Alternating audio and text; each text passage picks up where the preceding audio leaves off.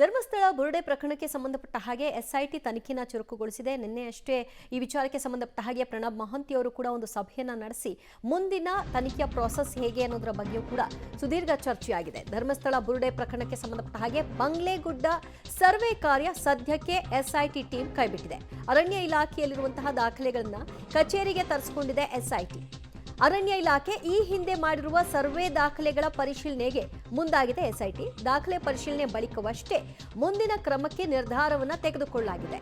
ಧರ್ಮಸ್ಥಳ ಬುರುಡೆ ಪ್ರಕರಣದಲ್ಲಿ ಬಂಗ್ಲೆಗುಡ್ಡಕ್ಕೆ ಹೋಗಿ ಮತ್ತೆ ಪರಿಶೀಲನೆ ಮಾಡ್ತಾರಾ? ಯಾಕಂದ್ರೆ ವಿಠ್ಠಲಗೌಡ ಆ ಜಾಗವನ್ನು ಹೋಗಿ ತೋರಿಸಿದ ನಂತರದಲ್ಲಿ ಅಲ್ಲಿ ಪರಿಶೀಲನಾ ಕಾರ್ಯವನ್ನ ಮಾಡಲಾಗಿತ್ತು. ಈಗ ಅರಣ್ಯ ಇಲಾಖೆಯಲ್ಲಿರುವಂತಹ ದಾಖಲೆಗಳನ್ನ ಎಸ್ಐಟಿ ಕೇಳಿದೆ, ಕಚೇರಿಗೆ ತರಿಸಿಕೊಂಡಿದೆ. ಅರಣ್ಯ ಇಲಾಖೆ ಈ ಹಿಂದೆ ಮಾಡಿರುವಂತಹ ಸರ್ವೆ ದಾಖಲೆಗಳ ಆಧಾರದ ಮೇಲೆ ಮುಂದಿನ ಕ್ರಮ ಏನು ಅನ್ನೋದರ ಬಗ್ಗೆ ನಿರ್ಧಾರ ಮಾಡೋದಕ್ಕೆ ಸದ್ಯಕ್ಕೆ ದಾಖಲೆ ಪರಿಶೀಲನೆ ಅಷ್ಟೇ ಅಂತ ತೀರ್ಮಾನಕ್ಕೆ ಬಂದಿದ್ದಾರೆ. ಹೀಗಾಗಿ ಬಂಗ್ಲೆಗುಡ್ಡದ ಸದ್ಯದ ಸರ್ವೆ ಕಾರ್ಯ ತಾತ್ಕಾಲಿಕವಾಗಿ ಕೈಬಿಟ್ಟಿದ್ದಾರೆ ಅಂತ ಹೇಳಬಹುದು. ಮುಂದಿನ ಹಂತಗಳಲ್ಲಿ ಅರಣ್ಯ ಇಲಾಖೆ ನಡೆಸಿರುವಂತಹ ಸರ್ವೆಯ ಆಧಾರದ ಮೇಲೆ ಯಾವ ಅಂಶಗಳು ಸಿಗುತ್ತೆ ಅದರ ಮೇಲೆ ಮುಂದಿನ ಪ್ರಾಸೆಸ್ ನಡೆಯುತ್ತೆ. ಧರ್ಮಸ್ಥಳ ಬಂಗ್ಲೆಗುಡ್ಡ ಪ್ರಕರಣದಲ್ಲಿ ಈ ಬಂಗ್ಲೆಗುಡ್ಡಕ್ಕೆ ಹೋದಂತಹ ಸಂದರ್ಭದಲ್ಲಿ ಒಂದು ಅಸ್ಥಿಪಂಜರವನ್ನ ಈಗ ಎತ್ತುಕೊಂಡು ಬರಲಾಗಿತ್ತು. ವಿಠ್ಠಲಗೌಡ ತೋರಿಸಿದಂತಹ ಒಂದು ಸ್ಪಾಟ್ನಲ್ಲಿ ಅದೇನು ಭೂಮಿಯ ಅಗದು ತೆಗೆದುಕೊಂಡು ಬಂದಂತಹ ಅಸ್ಥಿಪಂಜರವೇನಲ್ಲ, ಭೂಮಿಯ ಮೇಲ್ಭಾಗದಲ್ಲೇ ಸಿಕ್ಕಿತ್ತು. ಆದರೆ ಇದೇ ವಿಠ್ಠಲಗೌಡ ವಿಡಿಯೋದಲ್ಲಿ ಅಲ್ಲಿ ಹಲವಾರು ಅಸ್ಥಿಪಂಜರಗಳು ಸಿಕ್ಕಿವೆ ಅಂತ ಕೂಡ ಹೇಳಿಕೆ ಕೊಟ್ಟಿದ್ದಾನೆ. ಇದರ ಬೆನ್ನಲ್ಲೇ ಎಸ್ಐಟಿ ಆತನ ವಿರುದ್ಧ ಯಾವುದೇ ಕ್ರಮ ತೆಗೆದುಕೊಂಡಿಲ್ಲ. ಆ ಕುರಿತಾಗಿಯೂ ಕೂಡ ಬಹಳಷ್ಟು ಅಸಮಾಧಾನ ಇದೆ.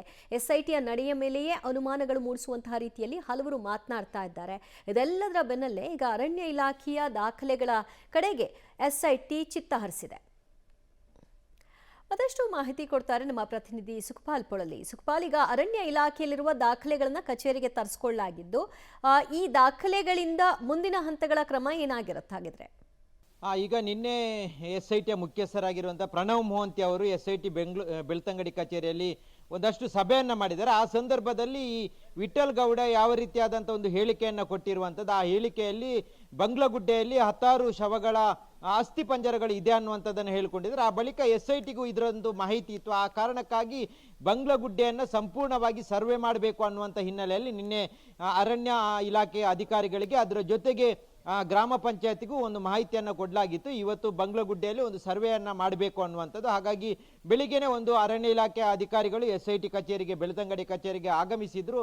ಆ ಬಳಿಕ ಈ ಒಂದು ಧರ್ಮಸ್ಥಳದ ಬಂಗ್ಲಗುಡ್ಡೆಯಲ್ಲಿರುವಂಥ ಪರಿಸರದಲ್ಲಿ ಸರ್ವೆ ಮಾಡುವಂಥ ಒಂದು ತೀರ್ಮಾನವನ್ನು ಮಾಡಲಾಗಿತ್ತು. ಆದರೆ ಆ ಬಳಿಕ ಆ ಒಂದು ಸರ್ವೆ ಕಾರ್ಯವನ್ನು ಕೈಬಿಡಲಾಗಿತ್ತು. ನೇರವಾಗಿ ಅರಣ್ಯ ಇಲಾಖೆಯಲ್ಲಿ ಸದ್ಯದ ಮಟ್ಟಿಗೆ ಇರುವಂಥ ಯಾವ ದಾಖಲೆಗಳಿದೆ ಆ ದಾಖಲೆಗಳನ್ನು ಪರಿಶೀಲನೆ ಮಾಡಿ ಮುಂದಿನ ಕ್ರಮವನ್ನು ಆ ಒಂದು ದಾಖಲೆಗಳ ಪರಿಶೀಲನೆ ಬಳಿಕ ಕ್ರಮ ಕೈಗೊಳ್ಳುವ ಒಂದು ಹಿನ್ನೆಲೆಯಲ್ಲಿ ಈಗ ಎಸ್ಐಟಿ ಅಧಿಕಾರಿಗಳು ಆ ನಿರ್ಧಾರಕ್ಕೆ ಬಂದಿದ್ದಾರೆ. ಈಗ ಸದ್ಯಕ್ಕೆ ಅರಣ್ಯ ಇಲಾಖೆಯ ಅಧಿಕಾರಿಗಳು ಎಸ್ಐಟಿಯಲ್ಲಿ ಬೆಳ್ತಂಗಡಿಯ ಕಚೇರಿಗೆ ತಂದು ದಾಖಲೆಗಳನ್ನು ಕೊಟ್ಟಿದ್ದಾರೆ. ಇಡೀ ಬಂಗ್ಲಗುಡ್ಡೆಯಲ್ಲಿರುವಂಥ ಸಂಪೂರ್ಣವಾದಂಥ ಸರ್ವೆ ಏನು ವರದಿ ಅವರ ಹತ್ರ ಉಂಟು ಅದನ್ನು ಸಲ್ಲಿಸುವಂಥ ಕೆಲಸಗಳನ್ನು ಮಾಡಿದ್ದಾರೆ. ಒಂದು ವೇಳೆ ಅದರಲ್ಲಿ ಬೇರೆ ಏನಾದರೂ ಚೇಂಜಸ್ಗಳಿದ್ದರೆ ಆ ಬಳಿಕ ಮುಂದಿನ ದಿನಗಳಲ್ಲಿ ಮತ್ತೆ ಸರ್ವೆ ಕಾರ್ಯವನ್ನು ಮಾಡುವಂಥ ಸಾಧ್ಯತೆಗಳಿದೆ. ಈಗ ಸದ್ಯದ ಮಟ್ಟಿಗೆ ಅರಣ್ಯ ಇಲಾಖೆಯಲ್ಲಿ ಸದ್ಯ ಇರುವಂಥ ಯಾವುದು ಸರ್ವೆಯ ದಾಖಲೆಗಳಿದೆ ಅದನ್ನೆಲ್ಲವನ್ನು ಪರಿಶೀಲನೆ ಮಾಡಲಿಕ್ಕಾಗಿ ಎಸ್ಐಟಿ ಕಚೇರಿಗೆ ತಂದು ಕೊಡಲಾಗಿದೆ. ಅದನ್ನು ಅಧಿಕಾರಿಗಳು ಪರಿಶೀಲನೆ ಮಾಡ್ತಾರೆ. ಆ ಬಳಿಕ ಆ ಪರಿಸರದಲ್ಲಿ ಯಾವ ರೀತಿಯಾಗಿ ಸರ್ವೆಯನ್ನು ಮಾಡಬೇಕು ಅಥವಾ ಮಾಡಬಾರ್ದು, ಅಥವಾ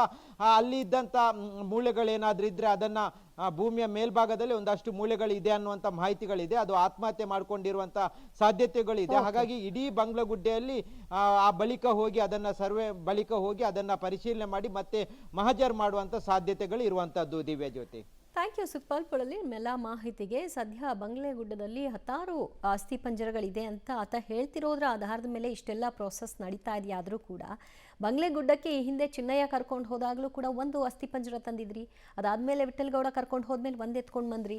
ಈಗ ಆತನ ಅನುಮಾನದ ಮೇರೆಗೆ ಇಷ್ಟೆಲ್ಲ ದಾಖಲೆಗಳ ತಲಾಶ್ ನಡೀತಾ ಇದೆ.